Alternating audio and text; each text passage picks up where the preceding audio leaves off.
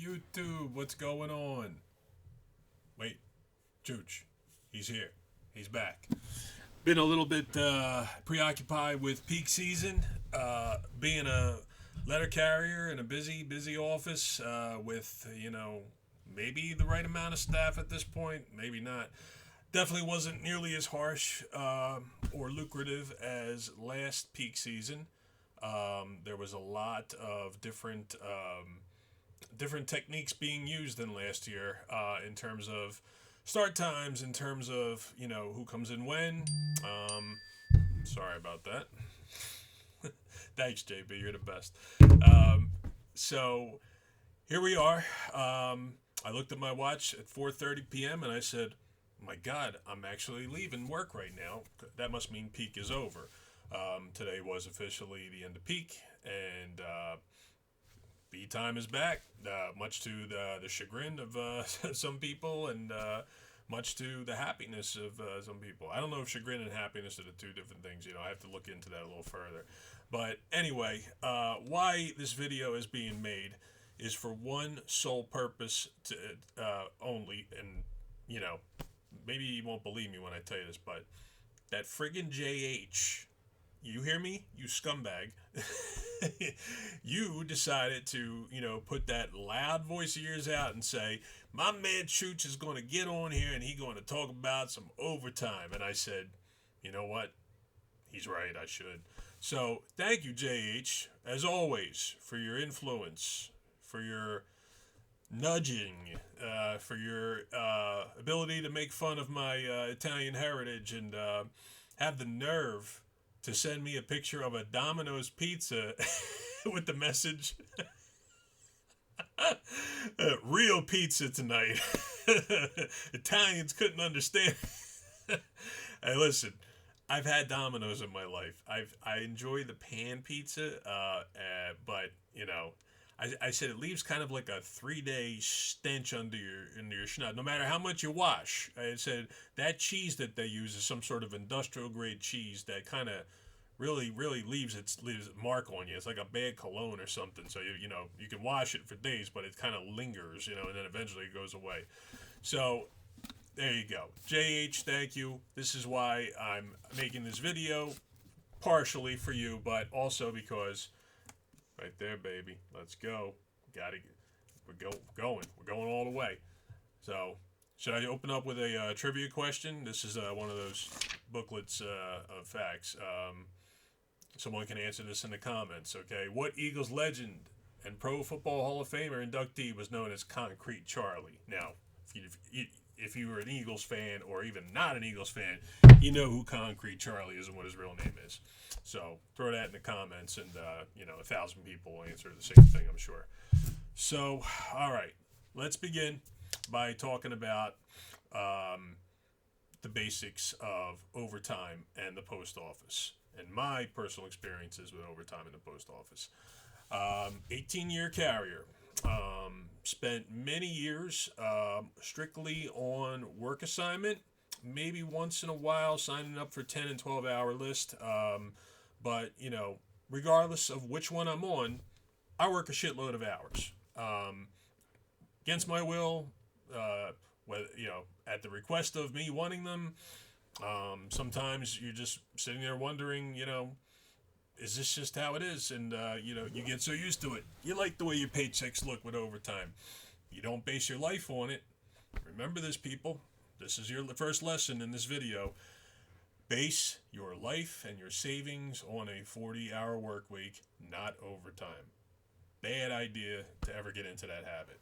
I'm sure it's been said plenty of times, but shout out to Little Things by Tina and JH for this amazing shirt. I'm like, all backwards here on the camera, but, fantastic. Love that right there. Look at that. Like, the camera's weird. I gotta get used to camera trickery.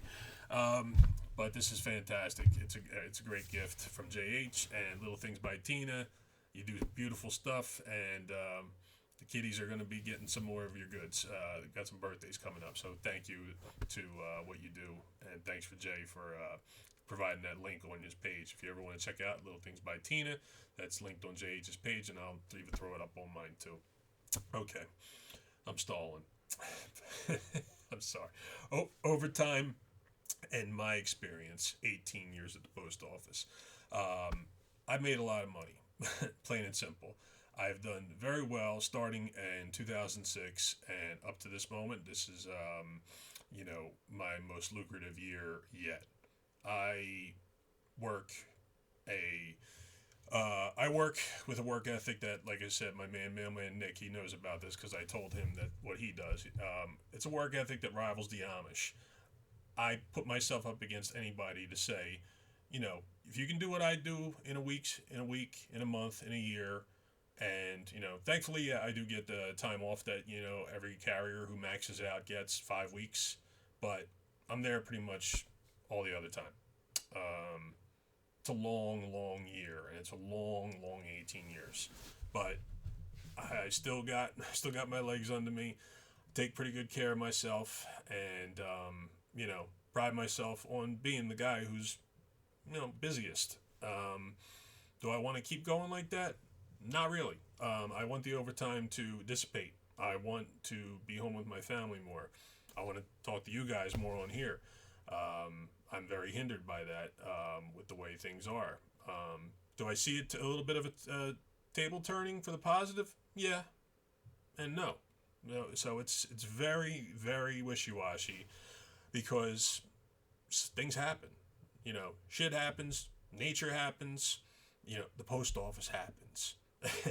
And, some things are just completely out of your control, and other things are how your station is run and whether it is done at a fair and equitable share of, work responsibilities, work execution, who's paying attention to, everything from A to Z, and who obviously, fits the bill in terms of what people like in a personality, what people like in, in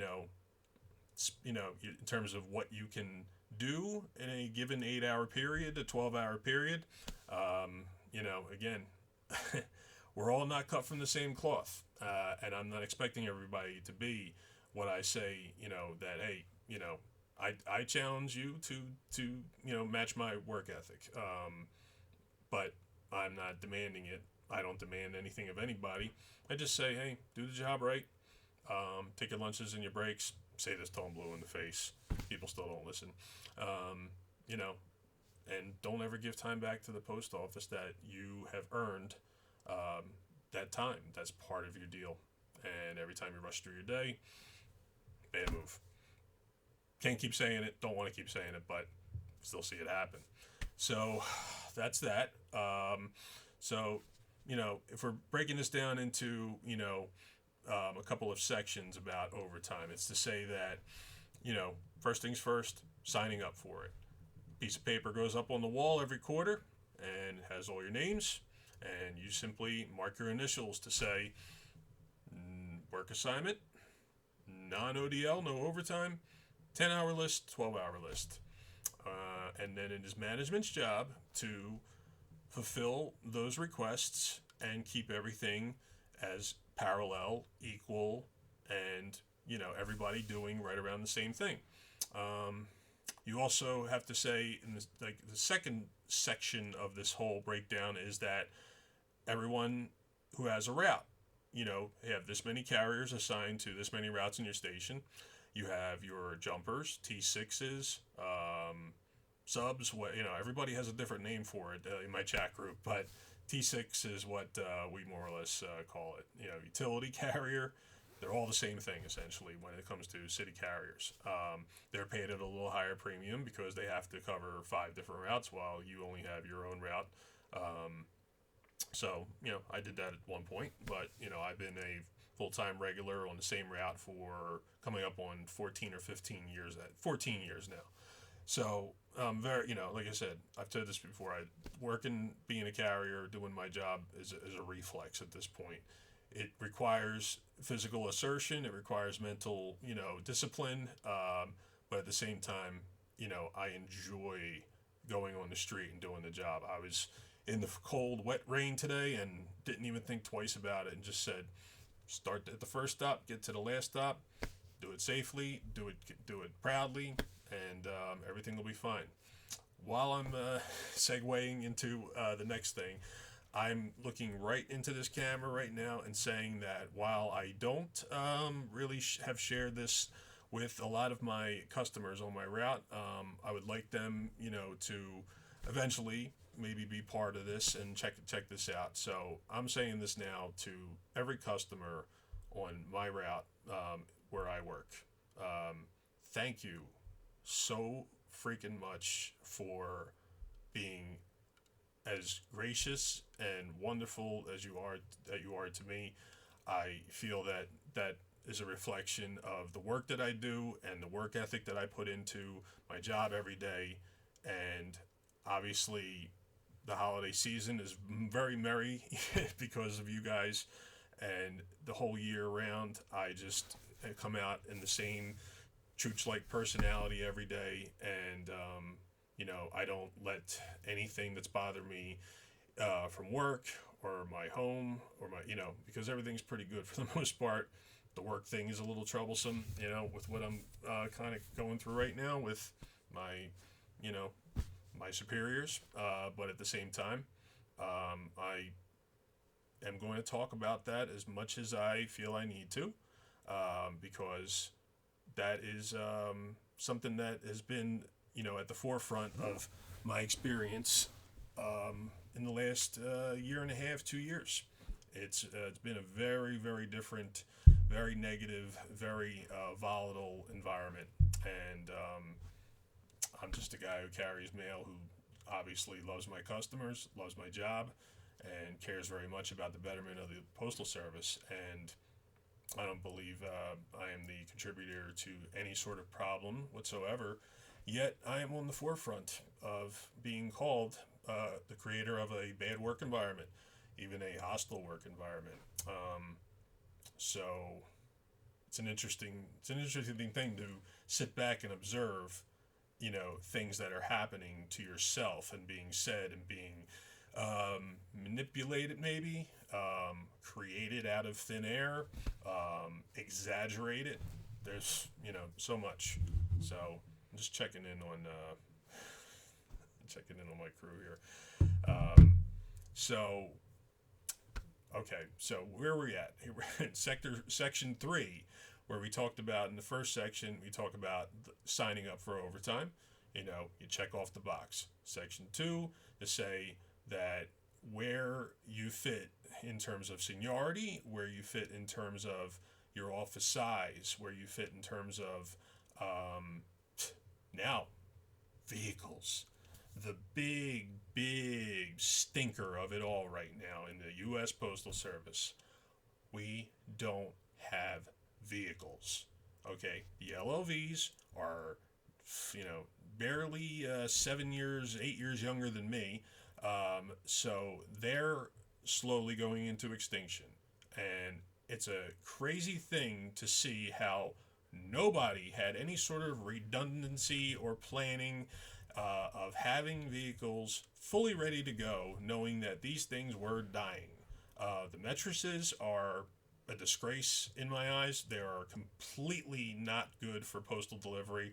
I know anybody coming in that's new looks at it and says, hey, it's got a radio, it's got air conditioning, blah, blah, blah. I used it, and I think it's just absolutely atrocious. The idea that the door swings out, and you're next to a mailbox. I mean, that right there in itself shows that, the post office grabbed them from Barry's Bargain Basement, on wholesale. And you don't see them really going around anywhere else doing, I might see a few work trucks here and there around Pennsylvania where I'm at, but I rarely see them used in any other form besides what we had them for. And obviously we got a shitload of them. But they were seemingly like an in-betweener vehicle, so you have this problem, okay? You have trucks that are going to the graveyard, and you are now at a point now where the schedule gets put up, and you're most likely going to be in on your non-scheduled day, and then you suddenly get a text message from your management saying, oh, we don't have enough trucks, so I guess we're just going to tell you to stay home. And it's like, well, here's the thing.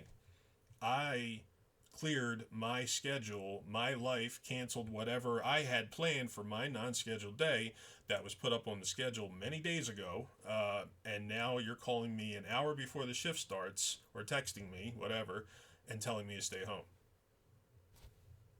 Are we on-call employees? No, we're not on call. We're full-time regulars. CCAs, unfortunately, like I said, I've never, had the unfortunate beginning as a CCA. I started as a PTF, so I understand the plight of what CCAs have had to go through. I think, I've said this before in a video, it was a poor idea, along with Table 2, and that whole suffrage of a creation, it's just a whole, again, I am for the betterment of the post office and everyone who puts in a good day's work and understands that, this is a career, it's not a hobby.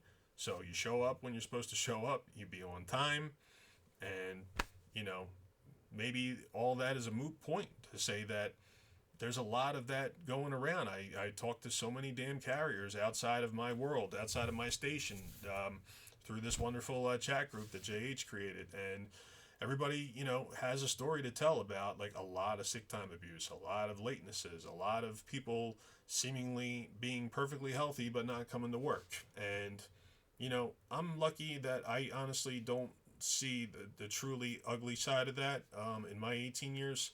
But nonetheless, there's things that happen here and there where you just say,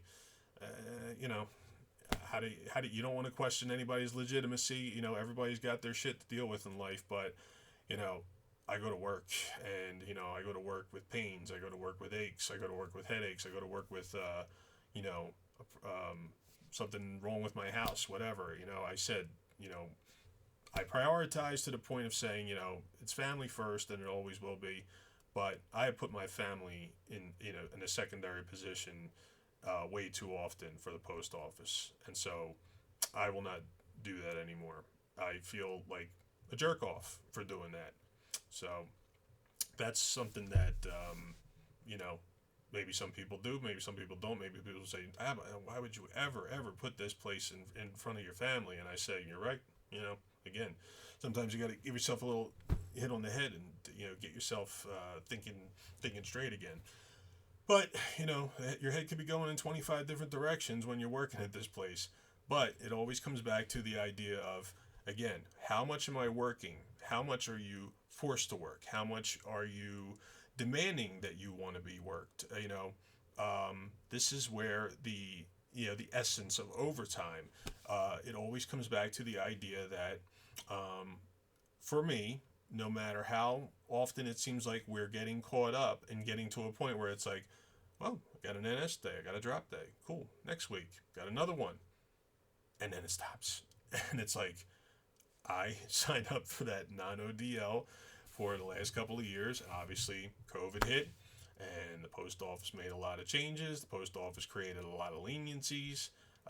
Some of them went away, some of them stayed, but, essentially, it's just a very different environment in terms of how people treat their jobs and how management goes about treating people who, regardless of whether they've been doing their job diligently for almost 2 decades or you've been there 30 seconds, you seem to be the same shithead in blue no matter what.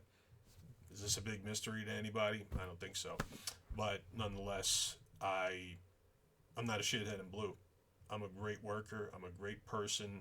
And I'm looking at myself, every day and saying, what can I do to be better? What can I do to help this next person?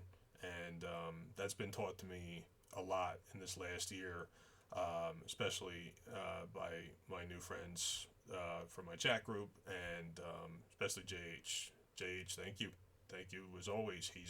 He's not good at gratitude. He kind of feels weird about people paying him respects, but deep down, he's fantastic and a hell of a good human being. So maybe people have their opinions on him and thinking like, what is his intention of doing all these videos? He's not even a carrier. He's a driving instructor. And I said, you can think how you want to think, but I talk to the guy every day. I hear what he has to say when the cameras are off. He's a good dude. He's a great dude. So when we're getting to that point after so many years of saying, you know, wash, rinse, repeat, go to work, work a lot of hours, come home, lean back into a chair because you're too tired to sit up, and make sure the brightness on the screen is just right.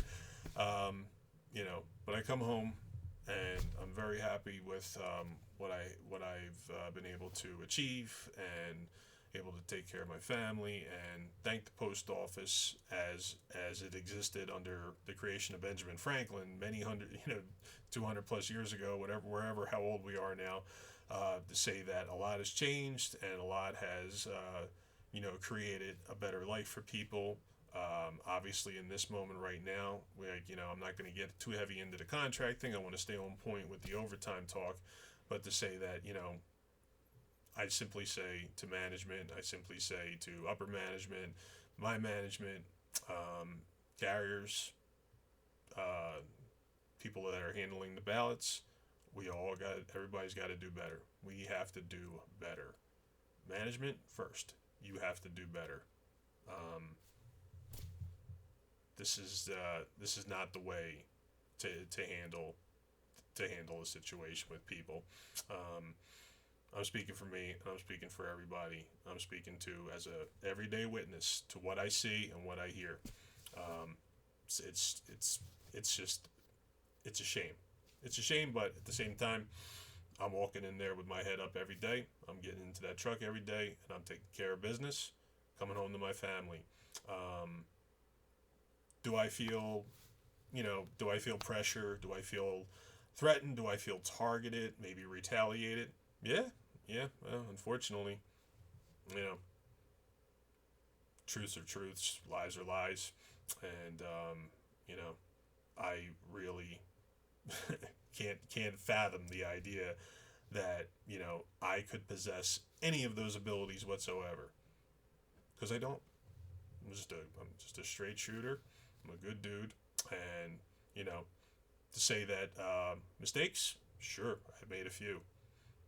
Now I sound like Frank Sinatra singing "My Way." I love that song, but I do really push everyone, to do your best, live your best life, again, and do right by others, and stand up for yourself. Know your rules, know your regulations, know your contract. Make your union work for you because you're paying them, and they've done right by me up to this point. I do have certain things that I would like to see addressed differently. I would like to see a little bit more engagement to newer carriers who, just kind of sign off on a piece of paper and start working and don't really get much of an insight into what the union is and how the rules and regulations are. And then the meetings are, only really in person. Sometimes they offer them on Zoom, but there has to be an initial engagement. It can't just be like sign the paper and you're in, and then you call us when there's a problem, or you learn as you go. It's like it should be and this happens in other places. Like I said, I talk to these other carriers, so I know that there's a lot of talk. That there's a lot of action, and there's interviews that have been done online about with JH, talking to Mike Cariff. I'm sorry if I don't say your name right, Mike. But it was a great interview, and there's a stigma that's attached to doing online content that says, oh, these guys don't know what they're talking about. These guys are doing this for monetary gain.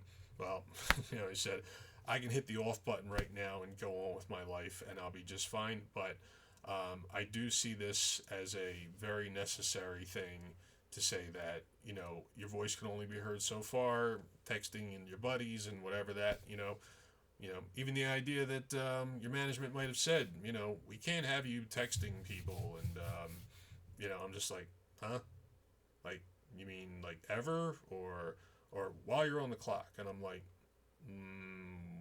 well, what exactly there's a whole lot to unpack there. I will save that for another video. But when it comes down to, working the overtime and doing what we do day in and day out, to say that the carriers, tried and true carriers, are going in there and working inordinate amounts of hours, and you do have options to say that, when I get to this point, this 12 hours, I could drive that truck right back with this remaining mail and drop it on the counter, roll it back into the hamper and say, I hit my 12, I'm out of here.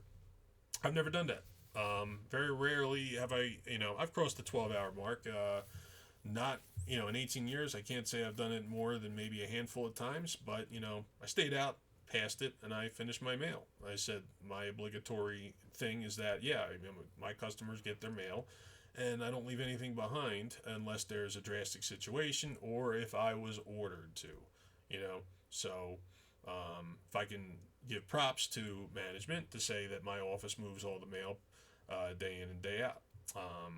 But I also have the adverse effect of saying that what will be done in order to get all that mail moved, what moves will be made, who will be chosen to do these quests, these pieces, how will it be broken up, how will this, who's going to be driving what vehicle. These are all things that are, where you're trying to say, are these things balanced, in terms of person to person, in terms of male to female, in terms of young to old, new employee to older employee, seniority to low seniority,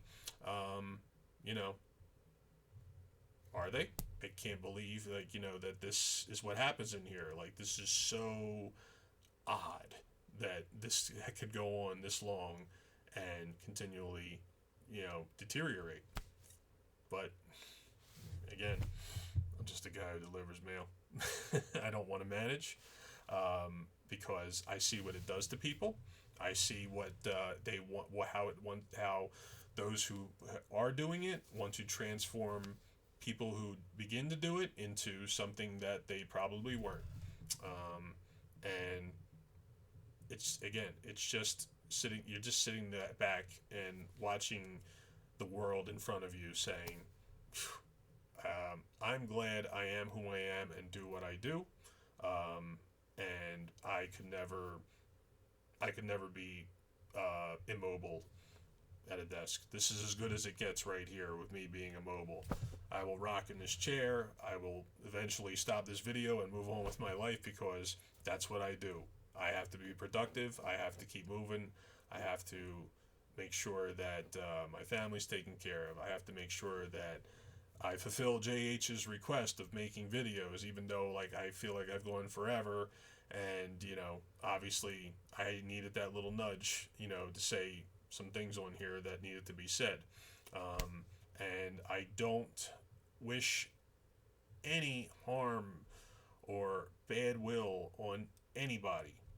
So, I said, these are my thoughts. These are my opinions on my time. And I don't speak on behalf of the Postal Service. Thanks, Nick, for that wonderful line that you put out there. But, again, I'm a human being, and I treat other people like human beings. Those who are different from me, I will accept their differences. Those who are like me, I thank you for making the world a little easier on me because I really, I'm not saying anything in terms of tooting my own horn about anything. I'll say this, I'll toot my horn about something. I said, yeah, I'm a pretty good mail carrier. There's not a lot to be had from that, other than to say your customers will let you know that you're a damn good mail carrier, especially around this time of year. If but either way, luck has a lot to do with it. Parents, how they raised you, your geography, where you lived, where you grew up. I said, I'm very lucky to be where I'm at, very lucky to, have a great family, a great support system, a couple of great friends, and, when all said and done, I hope nothing for the better for everybody. I hope that people who I view in a negative way, who view me back in a negative way, can eventually maybe, meet me in the middle somewhere. But honestly, I don't think that's what the post office wants at this point. I think that they want a system of imbalance. I think that some people just enjoy having a power. When I look at it and say, I don't believe anybody is more powerful than me when it comes to saying I know how to use my voice, I know how to put things down on paper, I know how to articulate my words, and I know how to, help somebody if they need it. But I also can't sit back, and just say, yeah, they're just going to continually try to make an example out of a person who is doing nothing wrong, who is doing nothing more than doing what he believes needs to be done for people coming in here who don't have a very good understanding of, who's who and what you're supposed to do. So, I can't say it any differently than that. I don't want to be anybody's enemy. I couldn't even fathom the idea that someone would look at me and say, I have to make this person's life a little bit more difficult. It's a shame. So take that however you'd like it. For you guys, the viewers, the carriers, the clerks, everybody who might be checking this video out, I appreciate you listening. I'm had more to say, obviously, than just what's going on in the overtime world. But, when all's said and done, 18 years, lots of overtime, most of it forced against my will. It's still happening, and I don't know if it's going to change. My name gets put on the schedule. I show up to work. Unless something's truly wrong or my family needs me, I show up to work, and I've been doing it for a long, long time. And I'm ready for a little bit of a breather. So we shall see how that goes. But questions, comments, positive, negative, anything you got, bring it my way. I'm ready to listen. I'm ready to talk a little more. I certainly want to say thanks again to my guys, JH, Mailman Nick, Mailman Derek. He's not feeling too good, but I said I love you, brother, and I hope to have you back doing some podcasting with me. And once again, customers of my station, my town where I deliver, you're fantastic. I love you all. I'm eternally grateful, and family's probably going to be walking in the door in 2 minutes, and I'm going to spend some time with them. Have my Sunday off. Go Birds, and I love you guys. Thank you for listening. I hope that you were able to get something positive out of this, and I'm sorry if anybody feels offended by this, but again, my thoughts, my opinions, my home, my computer, my voice. I believe I've earned the right, and I believe I witnessed enough on the opposite end to say that, if there's an infraction on one side of things, and you're saying that, I'm supposed to ignore that while you do it, no, I will not. So that's about it. Chooch, thanks you immensely. My name is Matt, by the way. Yes, as the shirt clearly says, Matt Chooch. I thank you very much wholeheartedly, and I hope to continue to be able to give a little more information and see where we're at, with this tentative agreement, which I really, unconscious thoughts, my man, thank you. I'm very sorry I left you out. As soon as I thought of a shirt, as soon as I even thought of that tentative agreement for what you're saying and what you're doing, you are amazing, brother. And I look forward to shaking your hand one day. Thank you very much. Corey Walton, thank you very much. Amazing. Again, voices got to be heard.